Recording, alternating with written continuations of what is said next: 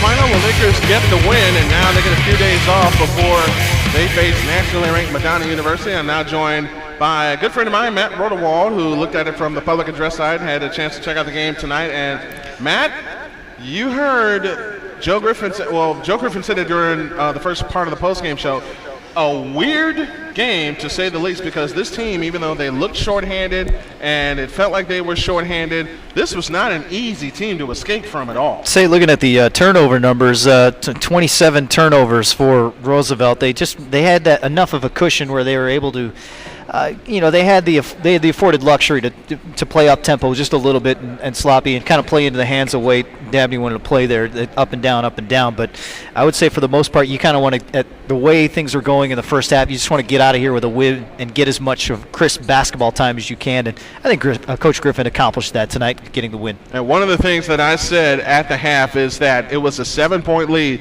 but when you looked at the first half, it was not a safe lead at all, especially with the way that it ended, because once upon a time, the Lakers led this game by 12 in the first half, and the Lions were able to get right back into the game, and they cut it to 7 at the half, and they had the momentum and the ball to start the second half of the game. Yeah, pretty sloppy finish to the first half. I would say that every coach will tell you that the first 5 minutes of the second half, the most important, and they took advantage, the Lakers did tonight, by getting a quick 20-8 cushion to come out of that break to expand that lead, and really from there they could do what they want offensively, work things into the post, work things around on the perimeter. They had a couple of shots. Joe Harks was able to get in the lane. He was a little aggressive defensively, picking up 3 quick fouls, but he had that luxury doing that with a clean first half. So I would say that they were able to do the things they wanted to do in the second half to kind of make up for what was overall a sloppy first half. And yes, a sloppy game, but they put enough together to get the win. And they did put enough together to get the win, but you really didn't feel that this game was put away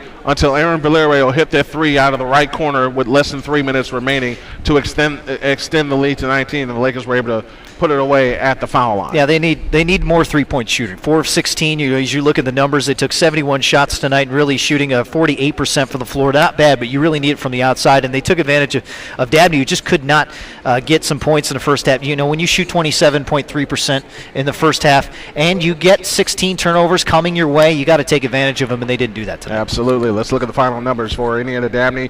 21 of 69 from the floor, 5 of 18 from distance, 21 of 29 from the free throw line. That kept him in the ballgame, especially in the first half. 40 rebounds, 17 on the offensive glass, 10 assists, 21 turnovers, and Javon Linson, one of our DQ players of the game, led all scorers with 27 points, including 3 of 9 from distance. Robert Joyner and Brandon Hill each with 9. For the Lakers, 34 of 71 from the field, 4 of 16 from three-point land. And remember, the Lakers coming into this week are the fifth highest shooting team in the nation from three-point land, averaging just a little over 44% per contest. 18 of 28 from the foul line, another area that has to improve. 56 rebounds, so they did a good job on the offensive boards, 22 on the offensive glass, 29 assists, 27 turnovers.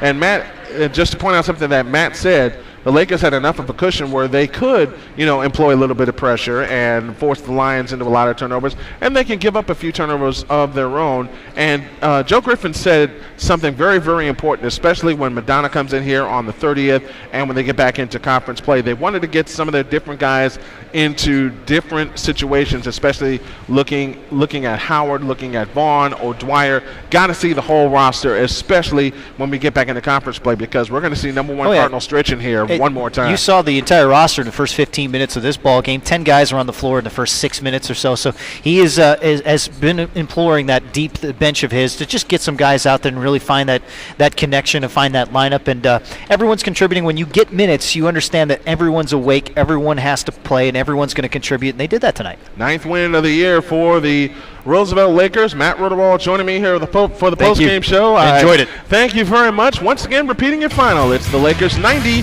and the Lions of Indiana Dabney 68.